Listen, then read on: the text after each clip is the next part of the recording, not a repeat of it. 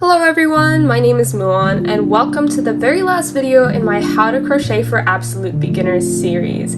After you've watched this video and you've learned these techniques, you're going to no longer be an absolute beginner. Congratulations, I am very proud of all of the work that you've done and everything that you've accomplished.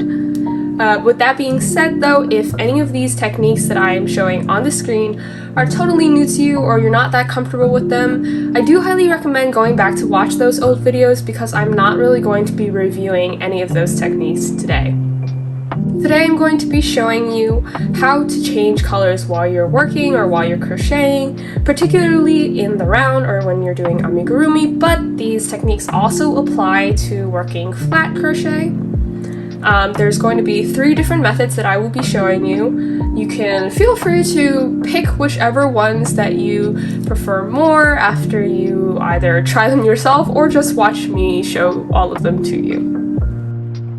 I have my 3.5mm hook and I have 1, 2, and 3 sort of bases that I've done. I used weight 4 acrylic yarn for each of these bases, and they all started and ended the exact same way with a magic ring of 6. I reached or increased until I reached 18, and then I did 2 rows of 18 single crochets. And with these bases, I'm going to show you all 3 of the different ways that you can color change. And just to recap, the reason why I have a 3.5mm crochet hook, but I'm working with weight 4 yarn is because when I work in the round and when I do amigurumi, I prefer to have a smaller hook just so I can create neater and tighter, cleaner stitches. For the very first method that we're going to do, I have my last row of 18 single crochet, right? And I am going to actually take this purple yarn and pull out the very last single crochet, but not all the way. I want to keep these 2 loops, right? If I pulled all the way, I would only have this 1 loop, but I'm going to keep 2 loops, and I'm going to take my crochet hook and put it through both of them, such that I have 2 purple loops on my hook, and my next step would be to pull through, yarn over and pull through both of these loops to create a final single crochet. But what I'm going to do instead is I'm going to take my red yarn and place it on the inside of my work, or rather behind my crochet hook and these 2 stitches, or these 2 loops. And what I'm going to do is I'm going to set up my hand, not with the purple yarn, but with the red yarn. And I'm going to pull through both of these loops with the red yarn. So I'm going to yarn over and pull through 2 loops with the red yarn. And as you can see, that does not alter our previous stitch. We still have a 2 purple loops stitch for our final single crochet in that round of 18. But we have this red loop that is going to allow us to start switching to the red color. Now from here, it's pretty straightforward, pretty simple. All we're going to do is single crochet as we normally would. So we're going to put our hook under the V, yarn over with the red, not the purple, and we're going to pull through, pull up a loop. So now we have 2 loops on the hook and we're going to pull through 2. And now you have a single crochet in red. Alright, I've completed 18 single crochets in red, and I'm just going to show you the 360 of the piece. And as you might be able to observe, the single crochets that I've done, they all have a top bar that is in red, and then one half of the X is in red, but the other half is in purple, and this creates a bit of a jagged effect. If you don't mind this jagged effect, or if it's actually what you're going for, then you can use this very simple technique to color change. But let's say that I don't really like how it's so jagged and I want it to be a little more clean, or I want that first transitioning row to be clean. I'm going to take this green-purple mixed yarn and a yellow base to show you the second technique for color changing. So this technique is a little unwieldy in my opinion, but it does come out a little cleaner. So what I'm going to do is I'm again, like last time, I'm going to take the tail end of the new color of yarn and I'm just going to sort of hold the yarn behind the crochet hook and the loop that I'm currently working and put it on the inside of my project.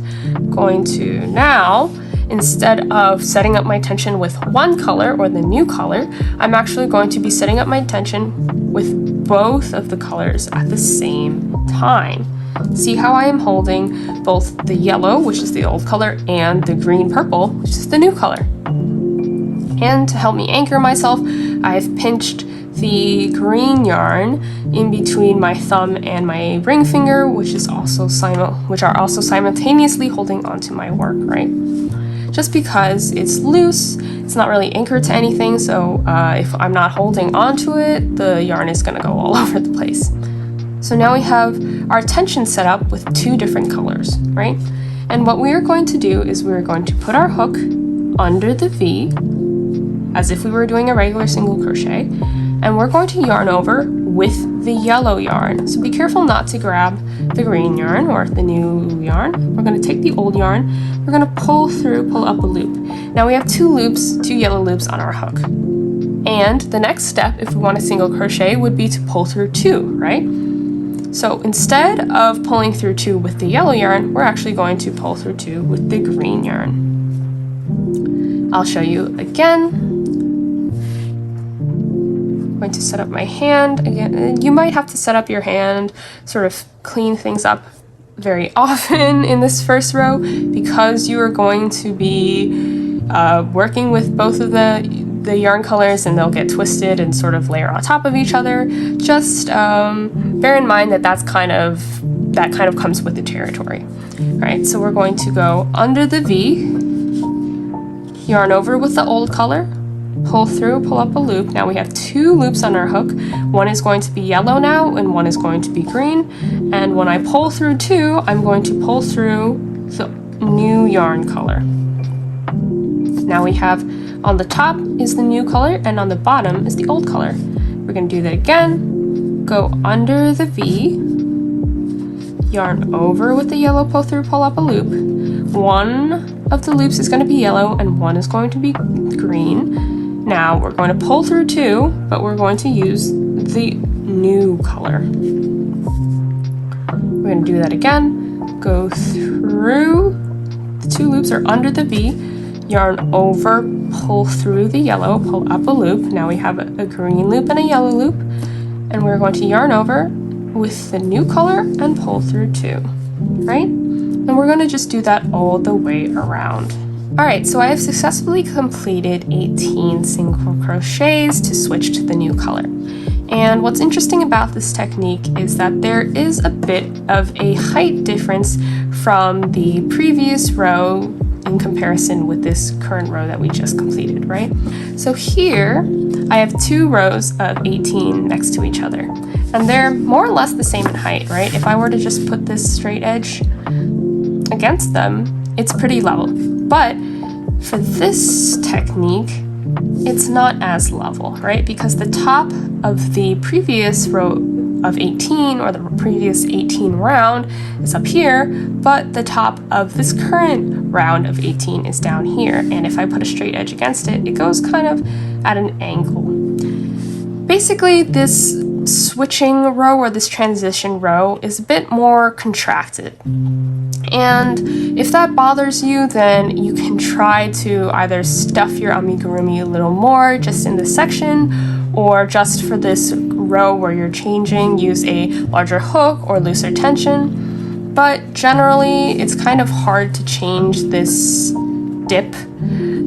So that's why I personally don't prefer this method. But from here, if this doesn't bother you, what I would just do is ignore the yellow or the old color, and I actually cut it off, and we just start single crocheting from the new color, right? So if I were to use this technique and keep going, I'm just going to use the green, set up my tension, and I'm going to single crochet as normal.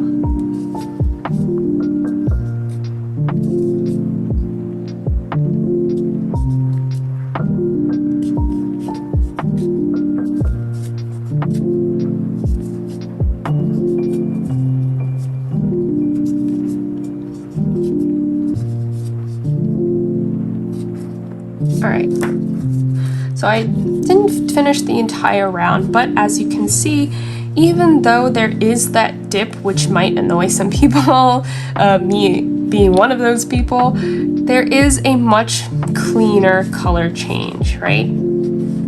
The X's are fully in the new color and not just half in the old color, half in the new color. So this is the very last technique that I'm going to show you, and it is a lot less unwieldy than the previous technique, but it also creates a more clean finish than the very first method. So what I'm going to do here is I am going to, like in the first method, actually take out the very last stitch of the 18 stitch row that I did in this old color, the brown. I'm going to put my hook through both of these loops so that I have 2 brown loops on my hook, and the next step would be to pull through both of those loops to complete the single crochet. But instead of pulling through with the brown, I'm going to take this sort of ivory color, and I'm going to put the ivory behind those 2 loops, and I'm going to set up my tension and hold the ivory in between my middle finger and my thumb, or whichever fingers are more comfortable to you.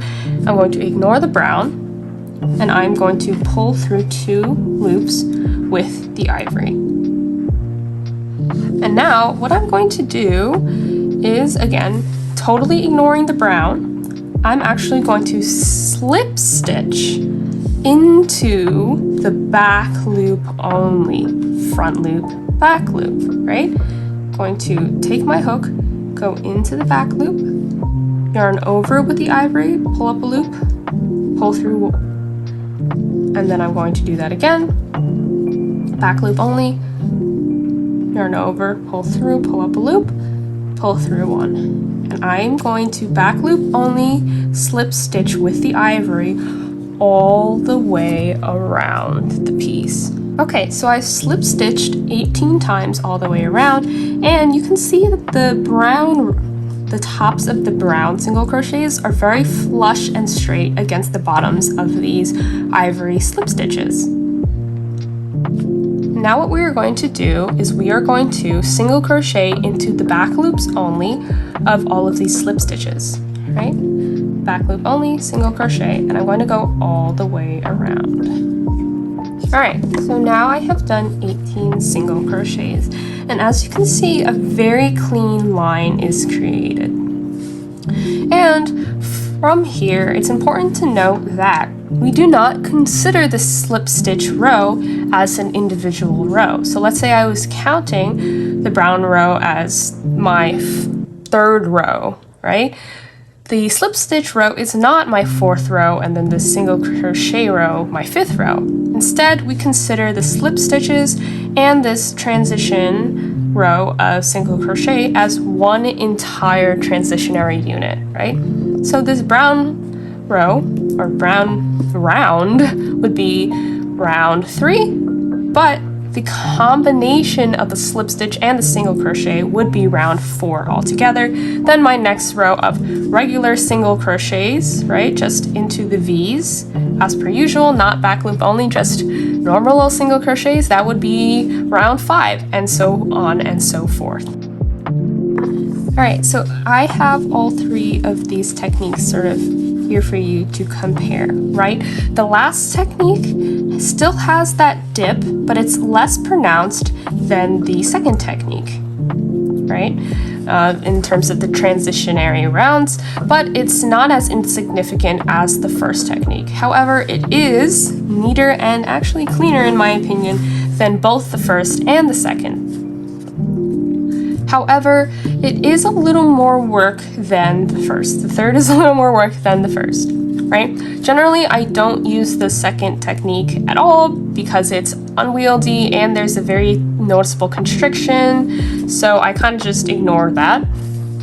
And I alternate between either the first technique or the third technique because Sometimes I want something to be super clean when I switch or transition, so I'll use the third technique, or sometimes I just want things to be easier, so I'll use the first. But again, it's all down to your personal preferences.